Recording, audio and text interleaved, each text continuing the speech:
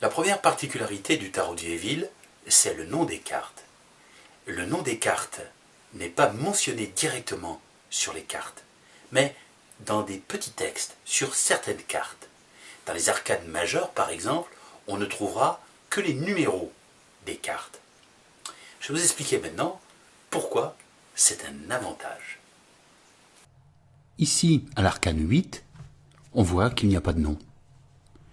On voit bien également qu'il y a un chariot, qu'il y a 2 chevaux, des centaures exactement, et qu'il y a un personnage couronné à l'intérieur du chariot. Mais il n'y a pas de nom. Dans le tarot d'Yéville, il y a 2 textes comportant le nom des arcanes majeures. Le premier à l'as de denier et le second ici au 2 de coupe. Or, dans ce texte du 2 de coupe, nous pouvons voir le mot prince, ici, qui signifie le premier. Et puis, un petit peu plus bas, nous allons voir le mot traîner. Le mot traîner, qui est en vieux français le train, et aussi ce qui est entraîné. Étymologiquement, à l'origine, le mot train s'appliquait à l'ensemble des péniches qui étaient halées par les chevaux. Le train, c'est aussi la noria des chariots qui assurait la logistique des armées en transportant les marchandises.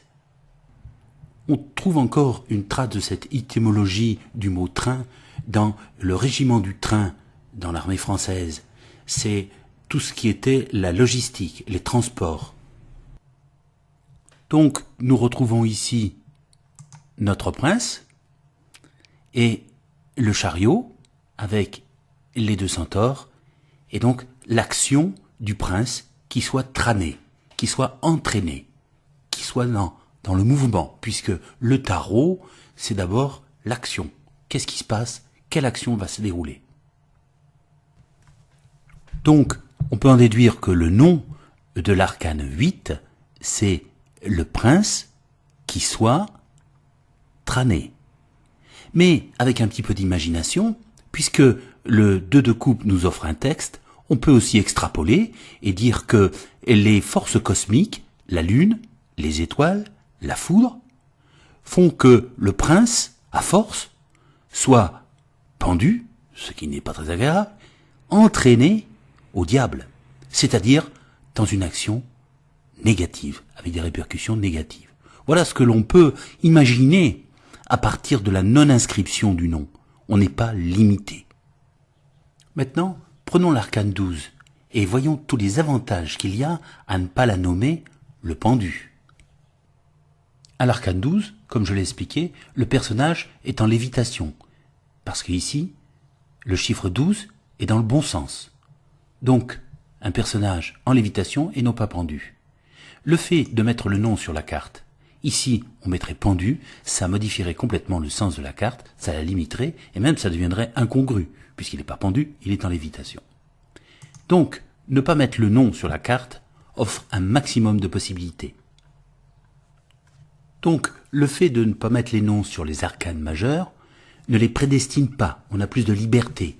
On peut échafauder davantage de possibilités.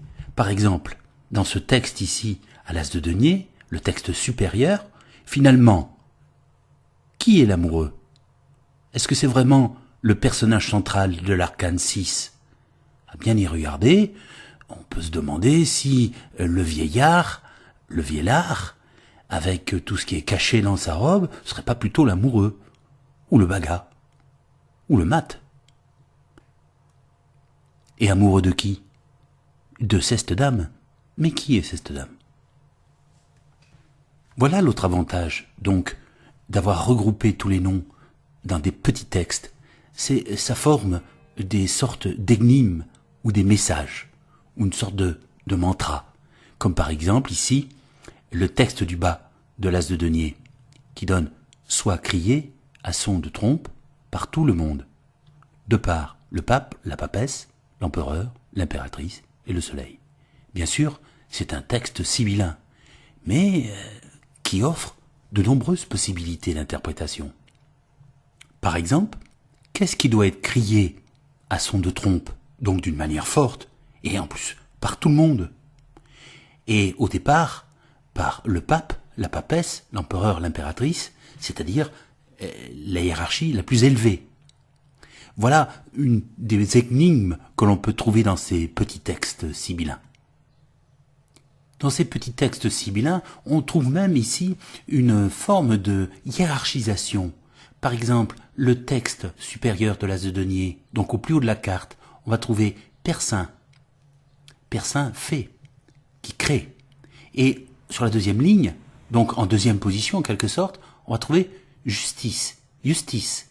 Mais pas la justice des hommes, dans son acceptation de justice divine, c'est-à-dire Némésis par exemple. Le regroupement des noms des cartes, des arcanes, sous forme de petits textes, offre de nombreuses combinaisons, dont certaines fort mystérieuses.